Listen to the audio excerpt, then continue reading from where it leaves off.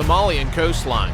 At 6:12 East African time on the 5th of July, 2025, the U.S. Navy supply ship will have no idea of the danger ahead as it drifts in disguise across the waters of the Somali coast.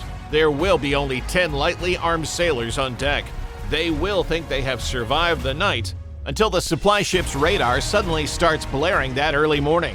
The radar will soon pick up 31 speedboats racing toward the ship, each slicing through the waves at over 50 knots, like a swarm of bees buzzing fiercely.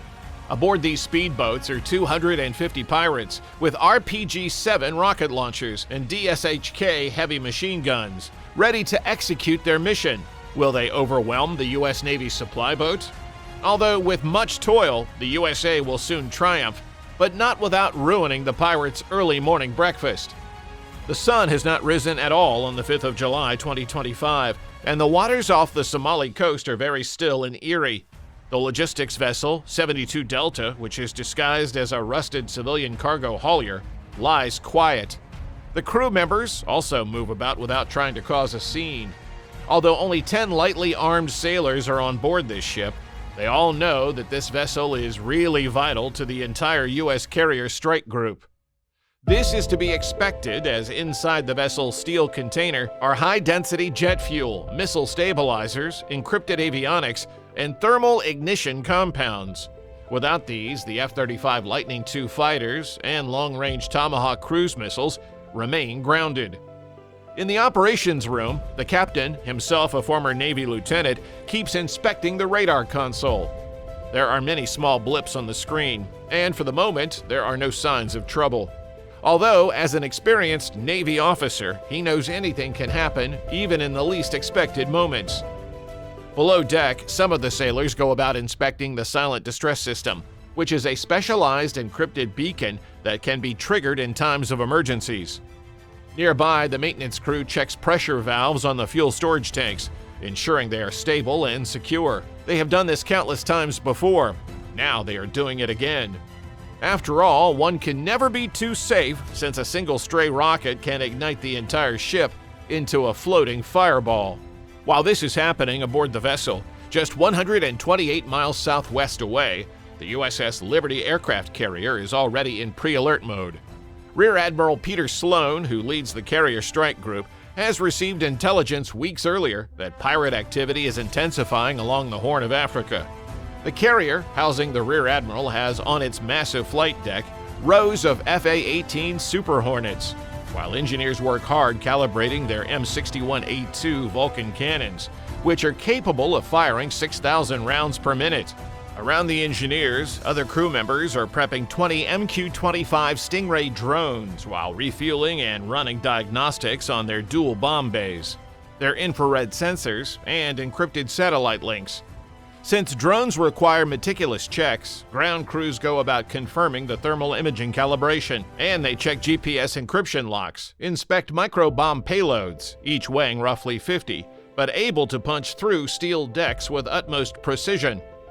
Below deck, experienced Navy SEALs and Marine Raiders ready their gear. Night vision goggles, M4 carbines, HK-416 rifles, and suppressed MP7 submachine guns are laid out in order. Medical personnel pack field kits with morphine injectors, blood clotting agents, and tourniquets. Every trooper rehearses in their minds what has been drilled into them. Storm the vessel, eliminate hostiles, rescue the hostages. At 6 a.m. local East African time, all preparations are complete. Now the U.S. Navy is ready for anything, or so they think. The first warning comes 12 minutes past 6 that same morning. The technician aboard the Delta 72 is puzzled as he sees green dots multiplying on the radar. Not one, not two, nor three, but 31 blips are racing towards them at high speed. Seconds later, lookouts spot them visually. 31 speedboats are rushing towards them at over 50. In each of the 31 boats, each 30 long, are 8 armed pirates. And in total, there are nearly 250 fighters, all brandishing RPG-7 rocket launchers, DSHK heavy machine guns, and AK-47 rifles. This is not a raid to take and loot whatever they can find. This is a very coordinated effort. The first RPG slams into the starboard side, shuttering the vessel. Alarms blare as sailors scramble to defensive positions. From behind stacked containers, the Americans fire back with M4 rifles, hitting 2 attackers. But the Americans are outnumbered and stand no chance. The pirates use grappling hooks and ladders and swarm aboard in seconds. Sounds of gunfire go across the steel deck and echo across the sea.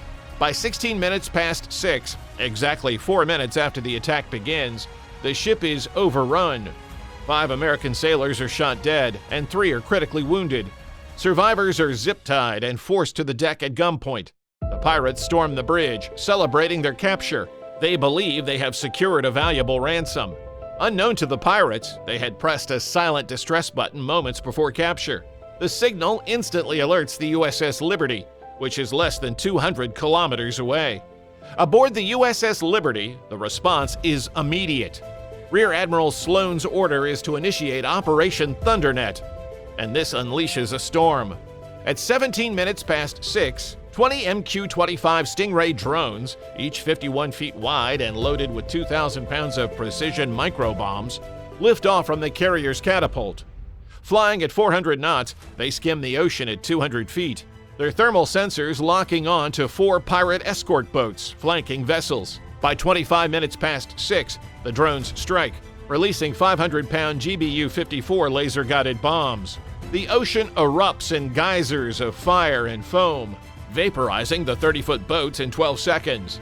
Simultaneously, 5 FA-18 Super Hornets, roaring at 1,190 miles per hour, dive from 30,000 feet.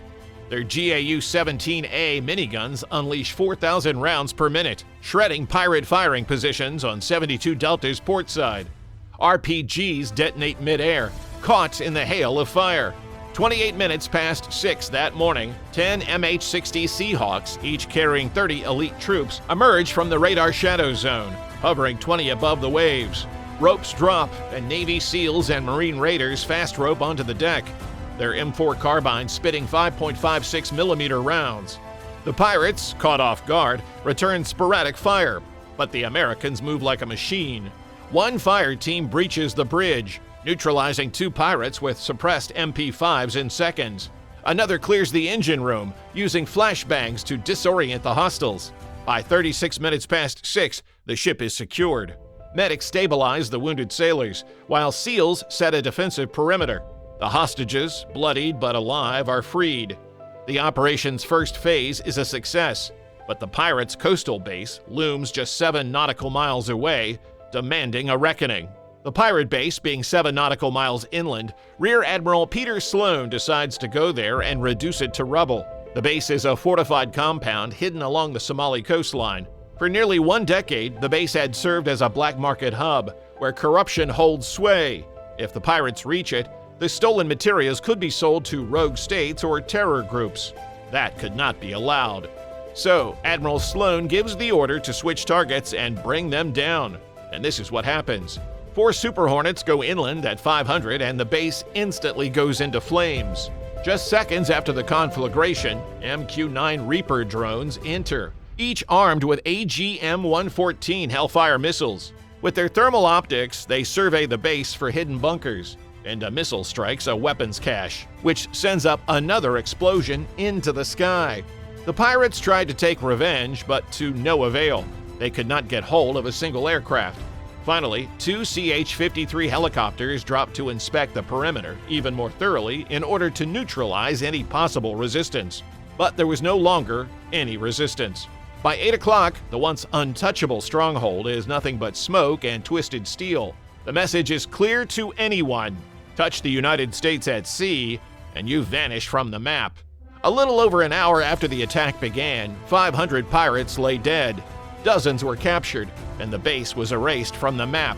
What begins as a pirate ambush eventually ends in total annihilation. A U.S. supply ship is saved, an enemy fortress erased, and a warning delivered to every hostile coast. An attack on one U.S. ship means an attack was carried out on the entire United States. Do you think the U.S. Navy will come up with better ways to stop pirate boats from attacking supply ships? Let us know in the comments below.